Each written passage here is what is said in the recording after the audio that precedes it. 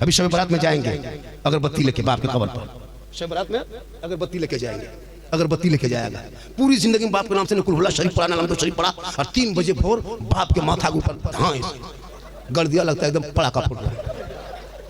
अगर अगरबत्ती जलाने में कब्र के ऊपर, कब्रिस्तान के अंदर अगर अगरबत्ती जलाने से मुर्दा बख्शा जाता, कसम खुदा के अपने बाप दादा कब्रिस्तान में एक ट्रैक्टर गिरा देते, आग लगा देते सीधे। साल से 2026 में हम उलमाए किराम ने मीटिंग किया है, उसमें पास कर लिया है कि इन साल शब बारात में जो फातिहा पढ़ना है 100 टका से कम में फातिहा नहीं पढ़ना है। 10 टका 20 टका देखिएगा सूजी हलवा बगल में, खाली सूजी में फूंक के निकल पढ़ना नहीं है। बोल क्या हुआ, बोल होगी 20 रुपया दिया फूंक दिया, 100 टका देगा हाजी सैयद साहब, तब मुसल्लम बैठ के फातिहा पढ़। सोच के देखिए 5-5 बेटा है, 3-3 बेटा एक के घर में, नहा धो के शब बारात के दिन सूजी हलवा बहू बेटी बना के तैयार है, अब फातिहा पढ़ने के लिए यतीम टूअर के तरह टुकुर टुकुर दरवाजे में बैठ के मौलाना मौलवी देख रहा है। शब बारात के रात दिन में बाप माँ के नाम पे एक पारा कुरान पढ़ने के लायक नहीं बचे हो, फिर जाके चौक में बोलते मौलाना इस्लाम खतरे में।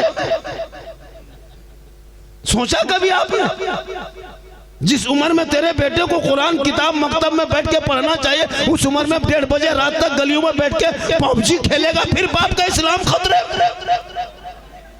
जिस उम्र में तेरे बेटे को नमाज सीखना चाहिए था, उस वक्त तुम्हारा बेटा उस उम्र में लूडो खेल रहा है, फिर तुम कहते हो इस्लाम खतरे में। जिस उम्र में किताब पोथी लेके स्कूल कॉलेज मकतब जाने की उम्र, उस वक्त तेरा बेटा गेम खेलने में परेशान है, बाप शराब पी के घर में घुस रहा है, फिर जाके कौम मोट में कहते इस्लाम खतरे में है।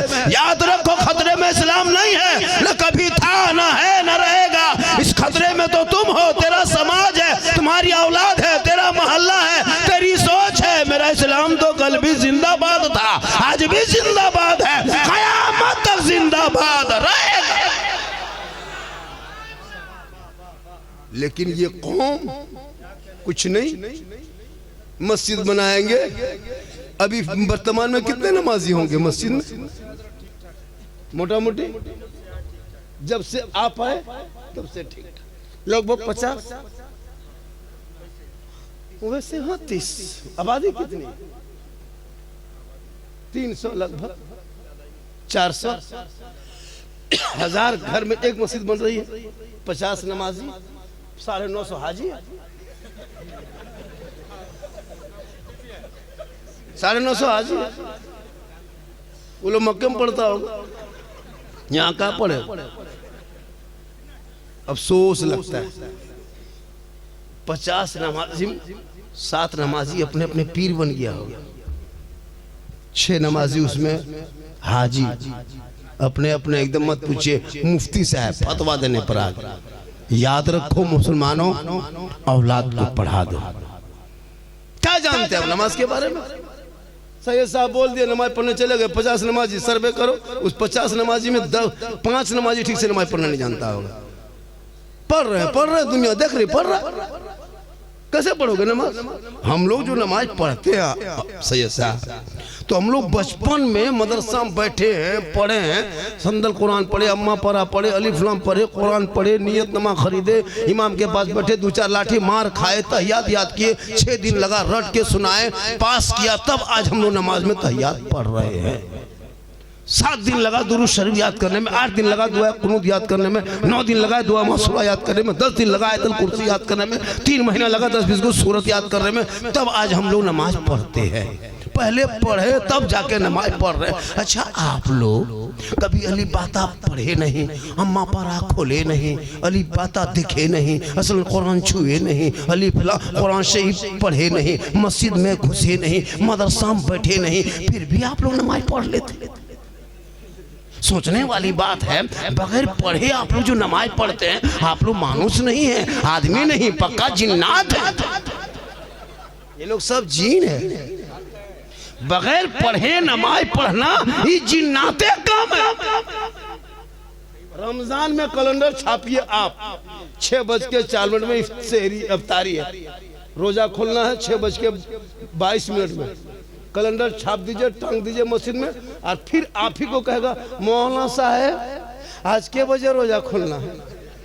छापे हम, टांगे हम, मैं पूछ रहा हम इस एक मतलब हमसे पूछा झारखंडी बाबा आज रोजा के बजे खुलेगा? कल 8 बजे खुलेगा, 8 बजे खुलेगा। खुदा के वास्ते आंख रहते हुए तुम कहना टाइम टेबल नहीं देख पाते, जबान रहते हुए सही से कुरान नहीं पढ़ पाते। अभी शब बारात में जाएंगे अगरबत्ती लेके बाप के कब्र पर, शब बारात में अगरबत्ती लेके जाएंगे, अगरबत्ती लेके जाएगा। पूरी जिंदगी में बाप के नाम से न कुलहुल्ला शरीफ पढ़ा ना लम्दो शरीफ पढ़ा, और 3 बजे भोर बाप के माथा के ऊपर धाए गड़ दिया, लगता है एकदम पड़ाका फूट रहा है।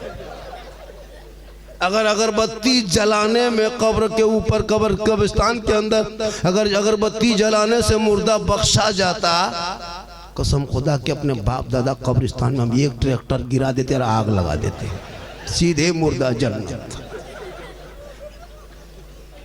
अगरबत्ती जलाने से धुआं करने से अगर सवाब होता, एक पैकेट में क्या होगा?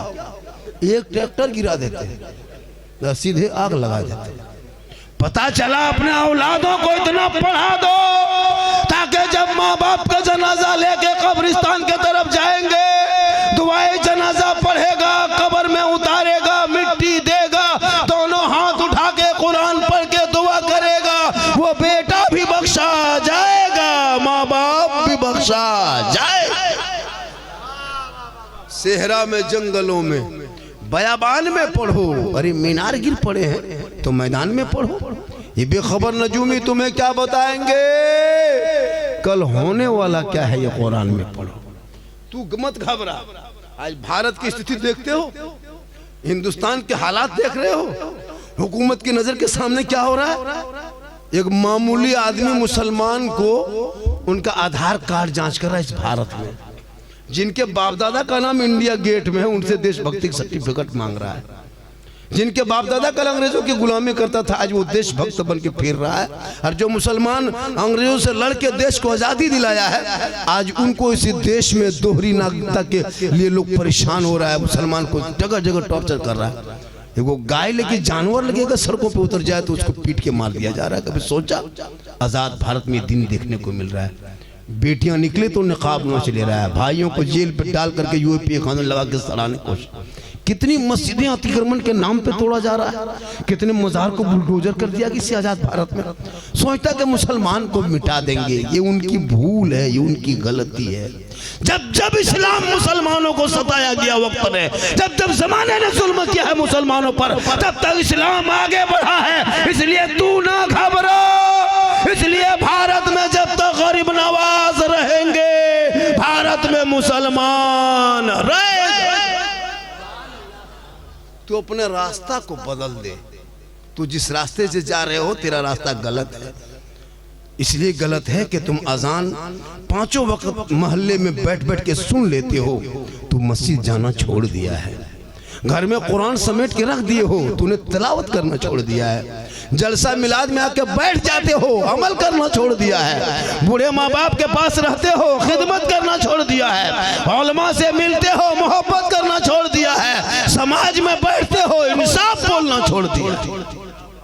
आज तेरे घर में कुरान बांध के बहू बेटी रखी है, खोल के कभी देखती है? नहीं देखेगी। हाथ में मोबाइल, या तो सीरियल देखेगी, या तो मोबाइल देखेगी, या तो इंस्टाग्राम, या तो फेसबुक, या तो व्हाट्सएप। कुरान को कहाँ समेट के रखिए पता नहीं चलता है। उनको ढूंढने के कौन सी लाओ ना, 45 मिनट लगा के खाली ढूंढ के लाने में, किस अलमारी में रखा, इसमें उसमें उसमें इसमें इसमें। पढ़ता ही नहीं, खोलता ही नहीं, देखता नहीं। आपके मोहल्ले में कितना हर घर में कौन शिव रखा हुआ। आपको बेटी को पढ़ते देखें, बहू को देखें, बीवी को देखें? नहीं पढ़ेगी। अभी शब बारात में पढ़ेगी, अभी शब बारात में पढ़ेगी, शब बारात में पढ़ेगी, चांद दिखाएगा, कुरान खोलेगी। अब 11 महीना बाद कुरान शरीफ खोलेगी तो उसको सोचो कि 11 महीने बाद वो पढ़ेगी कैसे। सोचा कभी आप? सप्ताह में पढ़ती, 3 दिन में पढ़ती, 4 दिन में पढ़ती, कम से कम महीना में 2-3 मरतबा खोलती, लेकिन नहीं, 9 महीना बाद खोलेगी और चटाई पर रख करके, चटाई बिछा के रहल रख करके उस पर रखेगी और थोड़ी देर खाली सोचेगी और सोच के फिर माथा हिलाएगी।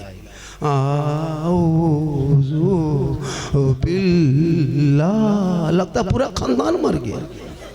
हम बोले क्या हुआ है, कोई कुरान शरीफ पढ़ रहा बहू ना? हाँ बोल पढ़ रही है। मतलब कोई मारा है क्या? बोल मारा तो नहीं, लेकिन जैसे पढ़ रही है लगता है कोई मरेगा। मतलब अजीब रंग पड़ रही है, पूरी जिंदगी खत्म हो गई यहाँ वहाँ बैठ के। मेरी माँ बहन तो सप्ताह में एक दिन कुरान खोलने के आदी बना, रोज मत खोला कर, लेकिन जुम्मा के दिन तेरा शोहर मस्जिद जाएंगे, कुर्ता पजामा टोपी पहन के जाके मस्जिद में माथा झुकाएंगे, तू घर में मुसल्ला बिछा के कुरान को खोल के तिलावत करना, वो इबादत करेंगे तू तिलावत करना, वो सजदा करेंगे तुम यहाँ कुरान को पढ़ना।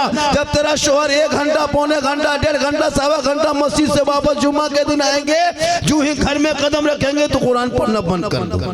अब कुरान को समेट दो, मुसल्ले पे खड़ी हो जा, शोहर को देख के मुस्कुरा दे, वजू का चेहरा होगा, सजदे के निशान होंगे, घर में तिलावत कुरान की खुशबू होगी, गरीब की झोपड़ी होगी, जुम्मा का दिन होगा, बीवी शोहर को सलाम कर देना, उसी झोपड़ी में जन्नत का नमूना दिखाई दे।